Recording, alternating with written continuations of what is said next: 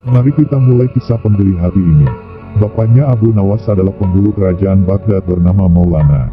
Pada suatu hari bapaknya Abu Nawas yang sudah tua itu sakit parah dan akhirnya meninggal dunia. Abu Nawas dipanggil ke istana. Telah diperintah Sultan, Raja untuk mengubur jenazah bapaknya itu sebagaimana adat Syekh Maulana. Apa yang dilakukan Abu Nawas hampir tiada bedanya dengan Kadi Maulana, baik mengenai tata cara memandikan jenazah hingga mengkafani, menyalati dan mendoakannya. Maka Sultan bermaksud mengangkat Abu Nawas menjadi Kadi atau penghulu menggantikan kedudukan bapaknya. Namun, demi mendengar rencana sang Sultan, tiba-tiba saja Abu Nawas yang cerdas itu tiba-tiba nampak berubah menjadi gila. Usai upacara pemakaman bapaknya, Abu Nawas mengambil sepotong batang pisang dan diperlakukannya seperti kuda. Ia menunggang kuda dari batang pisang itu sambil berlari-lari dari kuburan bapaknya menuju rumahnya. Orang yang melihat menjadi terheran-heran dibuatnya. Pada hari yang lain ia mengajak anak-anak kecil dalam jumlah yang cukup banyak untuk pergi ke makam bapaknya.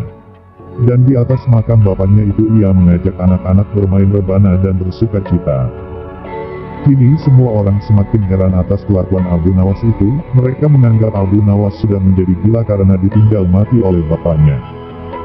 Pada suatu hari ada beberapa orang utusan dari Sultan Harun al-Rasyid datang menemui Abu Nawas. "Hai Abu Nawas, kau dipanggil Sultan untuk menghadap ke istana," kata wazir utusan Sultan.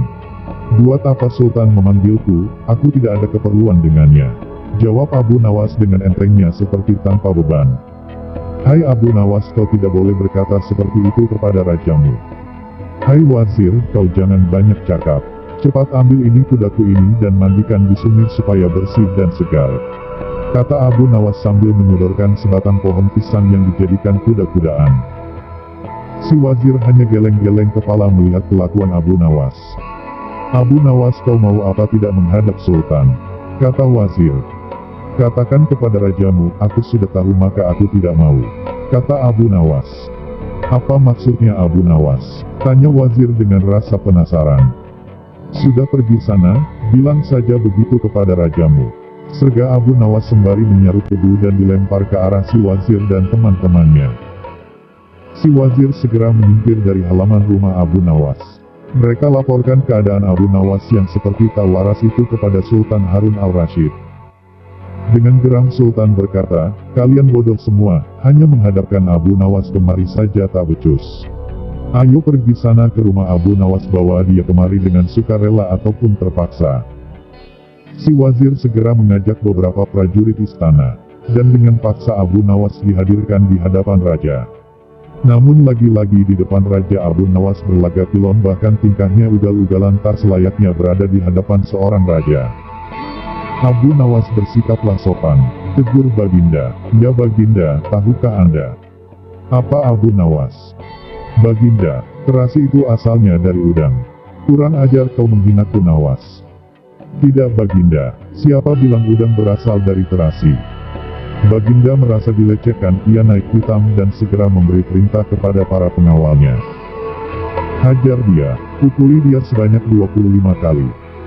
Wah, Abu Nawas yang kurus kering itu akhirnya lemas tak berdaya dipukuli tentara yang bertubuh kekar. Usai dipukuli, Abu Nawas disuruh keluar istana. Ketika sampai di pintu gerbang kota, ia dicegat oleh penjaga. "Hai Abu Nawas, tempo hari ketika kau hendak masuk ke kota ini kita telah mengadakan perjanjian. Masa kau lupa pada janjimu itu? Jika engkau diberi hadiah oleh Baginda maka engkau berkata, 'Aku bagi dua, engkau satu bagian, aku satu bagian.' Nah, sekarang mana bagianku itu?" "Hai penjaga pintu gerbang, apakah kau benar-benar menginginkan hadiah Baginda yang diberikan kepada tadi?" "Lihat, tentu itu kan sudah merupakan perjanjian kita." "Baik, aku berikan semuanya, bukan hanya satu bagian." "Wah, ternyata kau baik hati Abu Nawas. Memang harusnya begitu, kau kan sudah sering menerima hadiah dari Baginda." Tanpa banyak cakap lagi Abu Nawas mengambil sebatang kayu yang agak besar lalu orang itu dipukulinya sebanyak 25 kali. Tentu saja orang itu menjerit-jerit kesakitan dan menganggap Abu Nawas telah menjadi gila. Setelah penunggu gerbang kota itu kelengger, Abu Nawas meninggalkannya begitu saja. Ia terus melangkah pulang ke rumahnya. Sementara itu si penjaga pintu gerbang mengadukan nasibnya kepada Sultan Harun al-Rasyid. Ya, Tuanku Syah Alam, ampun beribu ampun. Hamba datang kemari mengadukan Abu Nawas yang telah memukul hamba sebanyak 25 kali tanpa suatu kesalahan. Hamba mohon keadilan dari Tuanku Baginda. Baginda segera memerintahkan pengawal untuk memanggil Abu Nawas. Setelah Abu Nawas berada di hadapan Baginda, ia ditanya, "Hai Abu Nawas, benarkah kau telah memukuli penunggu pintu gerbang kota ini sebanyak 25 kali pukulan?" Berkata Abu Nawas, "Ampun Tuanku, hamba melakukannya karena sudah sepatutnya dia menerima pukulan itu." "Apa maksudmu? Coba kau jelaskan sebab musababnya kau memukuli orang itu," tanya Baginda. "Tuanku," kata Abu Nawas, "hamba dan penunggu pintu gerbang ini telah mengadakan perjanjian bahwa jika hamba diberi hadiah oleh Baginda maka hadiah tersebut akan dibagi dua. Satu bagian untuknya, satu bagian untuk saya. Nah, pagi tadi hamba menerima hadiah 25 kali pukulan, maka saya berikan pula hadiah 25 kali pukulan kepadanya." "Hai penunggu pintu gerbang, benarkah kau telah mengadakan perjanjian seperti itu dengan Abu Nawas?" tanya Baginda. "Benar Tuanku," jawab penunggu pintu gerbang.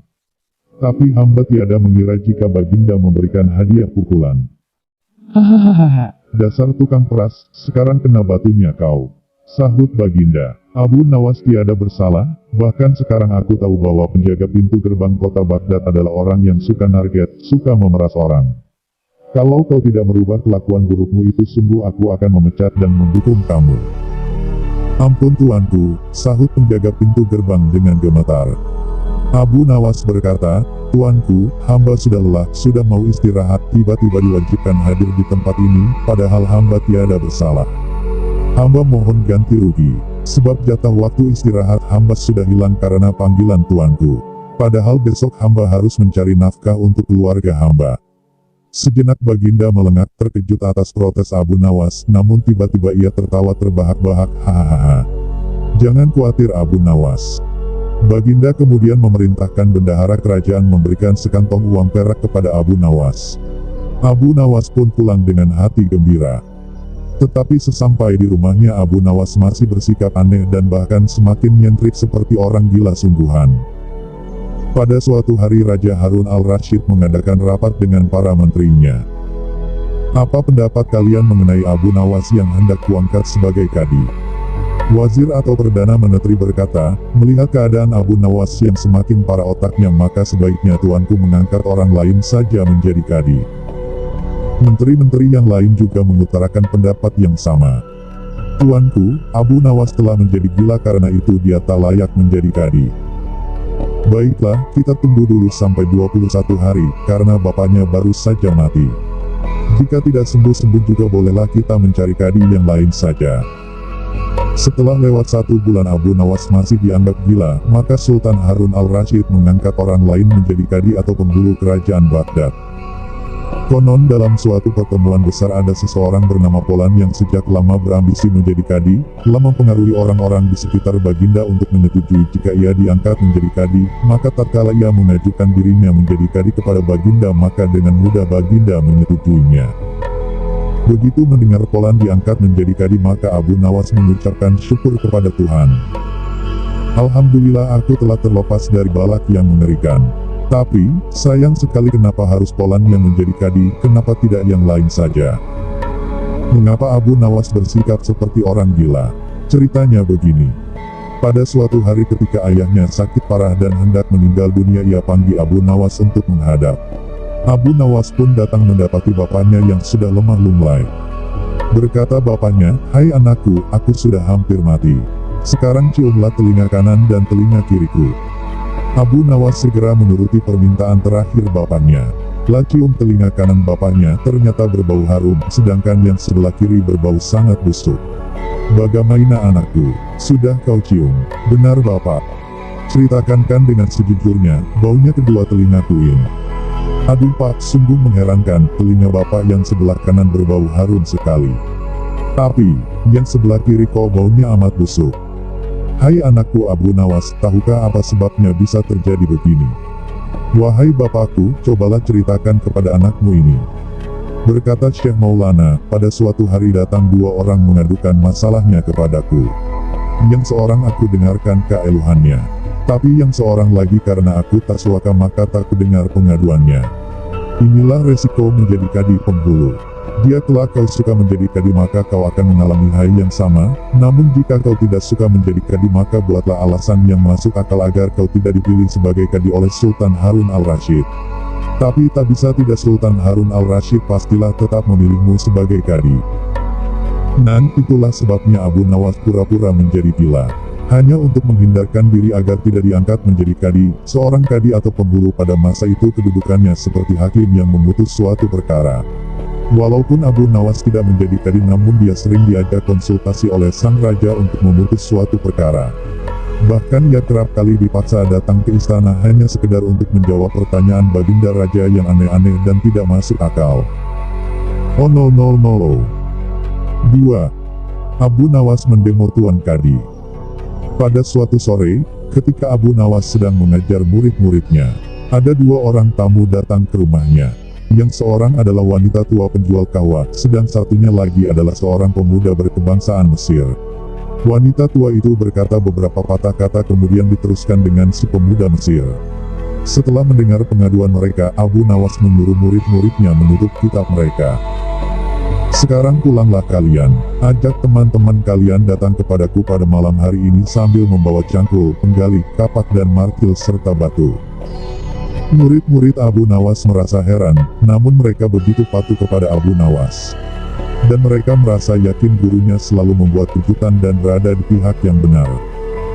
Pada malam harinya mereka datang ke rumah Abu Nawas dengan membawa peralatan yang diminta oleh Abu Nawas. Berkata Abu Nawas, "Hai kalian semua, pergilah malam hari ini untuk merusak Tuan Kadi yang baru jadi." Hah?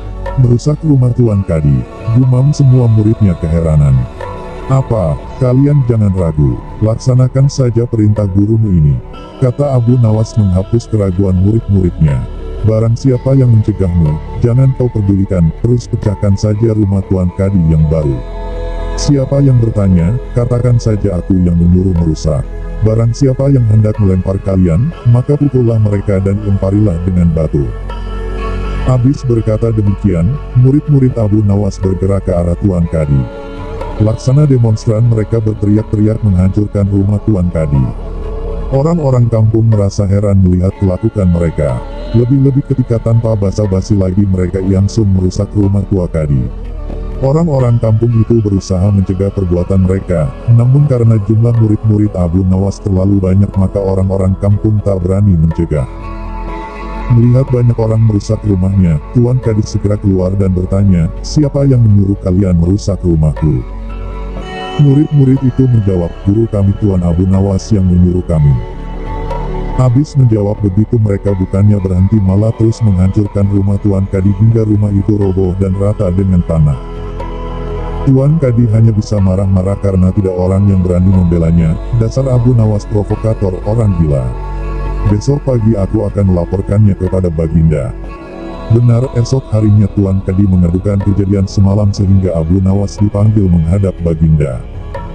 Setelah Abu Nawas menghadap Baginda, ia ditanya, "Hai Abu Nawas, apa sebabnya kau merusak rumah Kadi itu?" Abu Nawas menjawab, "Wahai tuanku, sebabnya ialah pada suatu malam hamba bermimpi, bahwasanya Tuan Kadi menyuruh hamba merusak rumahnya. Sebab rumah itu tidak cocok baginya, ia menginginkan rumah yang lebih bagus lagi, ya karena mimpi itu maka hamba merusak rumah Tuan Kadi." Baginda berkata, "Hai Abu Nawas, bolehkah hanya karena mimpi sebuah perintah dilakukan? Hukum dari negeri mana yang kau pakai itu?" Dengan tenang Abu Nawas menjawab, "Hamba juga memakai hukum Tuan Kadi yang baru ini tuanku." Mendengar perkataan Abu Nawas seketika wajah Tuan Kadi menjadi pucat. Lah terdiam 1000 bahasa. "Hai Kadi, benarkah kau mempunyai hukum seperti itu?" tanya Baginda. Tapi Tuan Kadi tiada menjawab, wajahnya nampak pucat, tubuhnya gemetaran karena takut.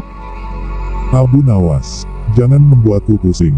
Jelaskan kenapa ada peristiwa seperti ini," perintah Baginda. "Baiklah." Abu Nawas tetap tenang. "Baginda, beberapa hari yang lalu ada seorang pemuda Mesir datang ke negeri Baghdad ini untuk berdagang sambil membawa harta yang banyak sekali. Pada suatu malam ia bermimpi kawin dengan anak Tuan Kadi dengan mahar, mas kawin, sekian banyak.